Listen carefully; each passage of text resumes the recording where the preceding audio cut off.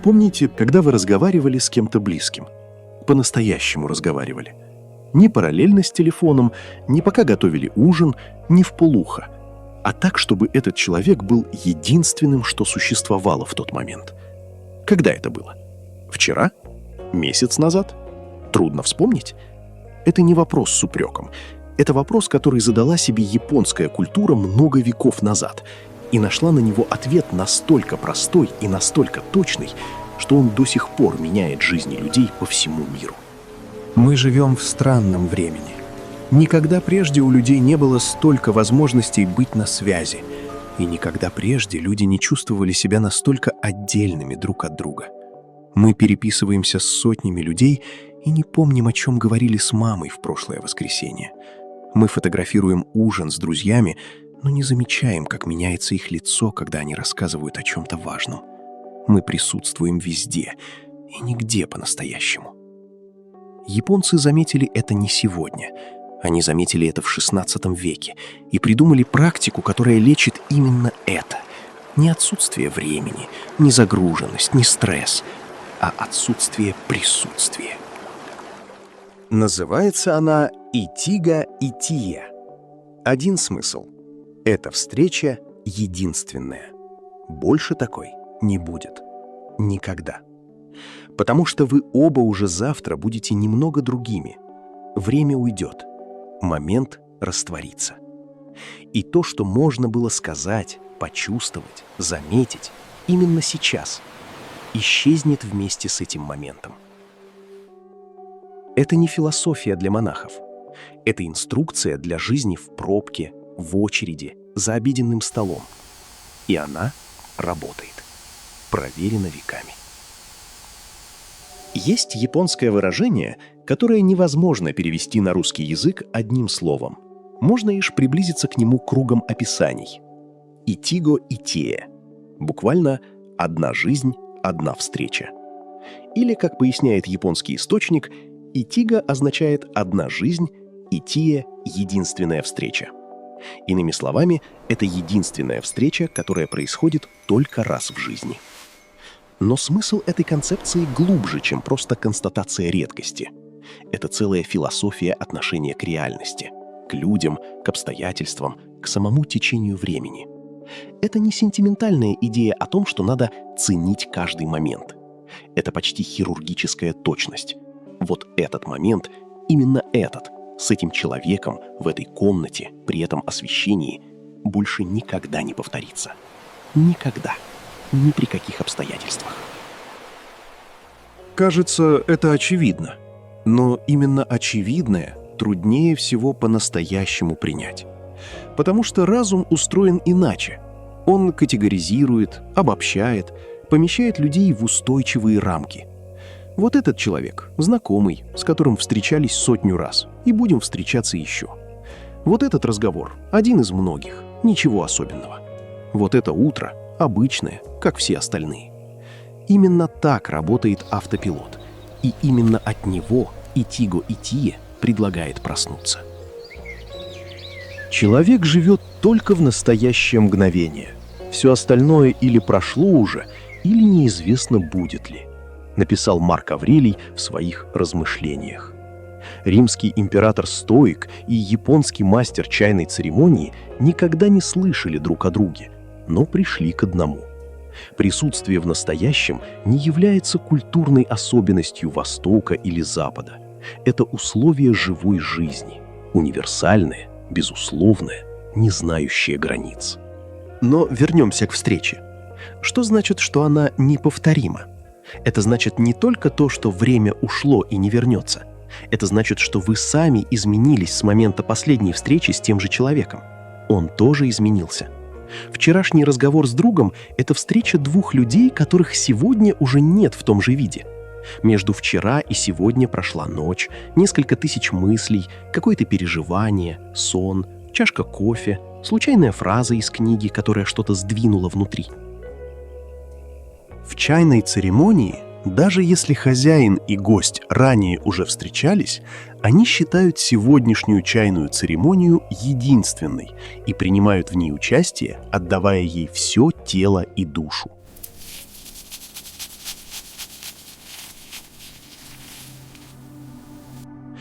Они не притворяются, что встречаются впервые. Они признают, что встречаются иначе, что сама встреча обновилась, потому что обновились оба. Это меняет отношение к близким людям радикально.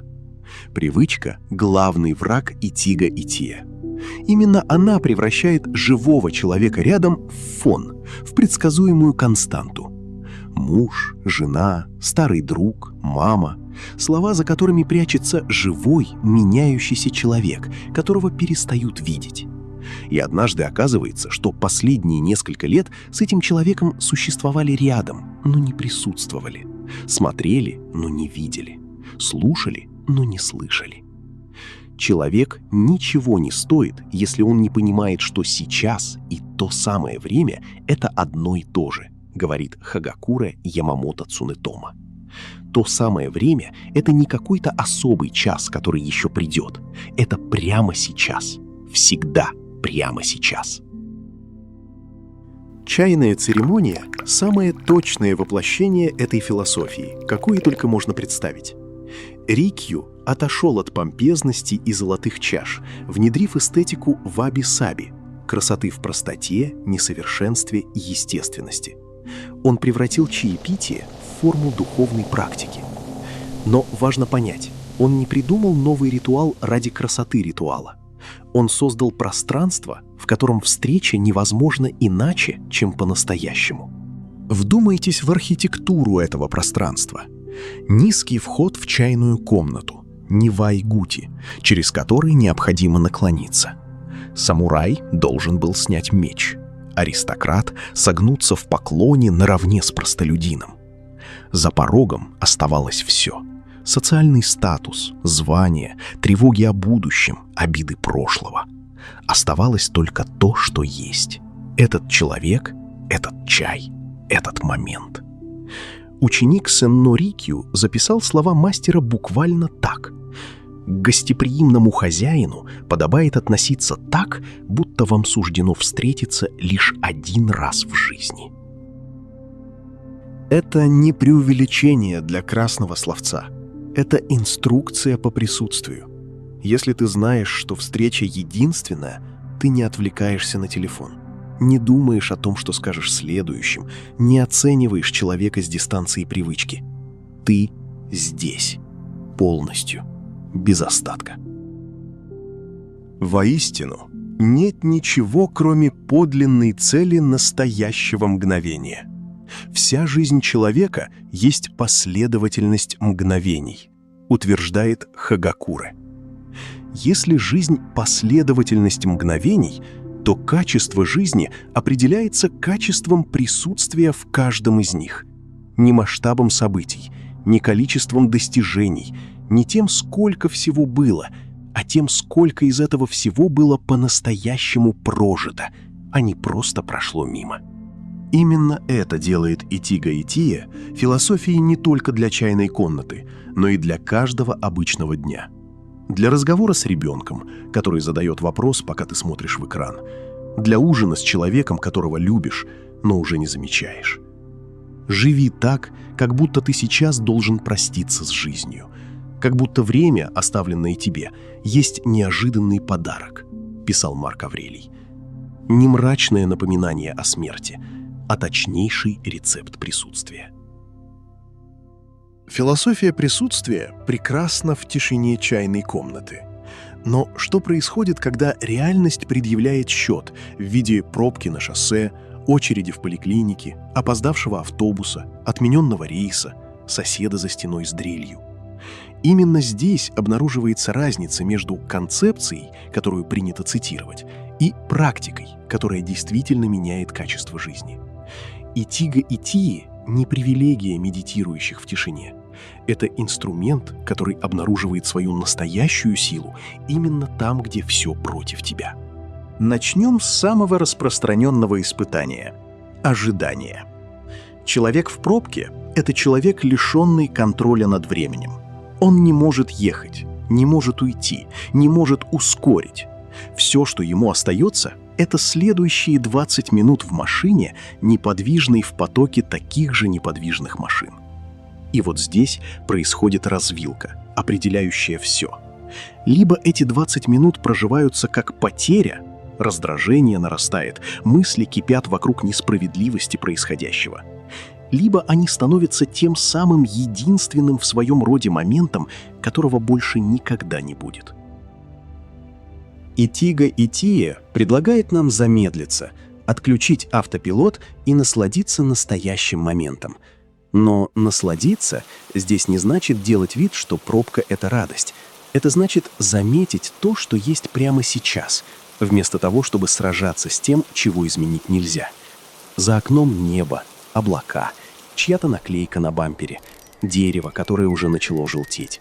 Рядом собственные мысли, которые в суете некогда услышать. Тишина или музыка, дыхание. Все это неутешительный приз вместо движения. Это и есть жизнь, которая происходит прямо сейчас, пока разум требует другой жизни.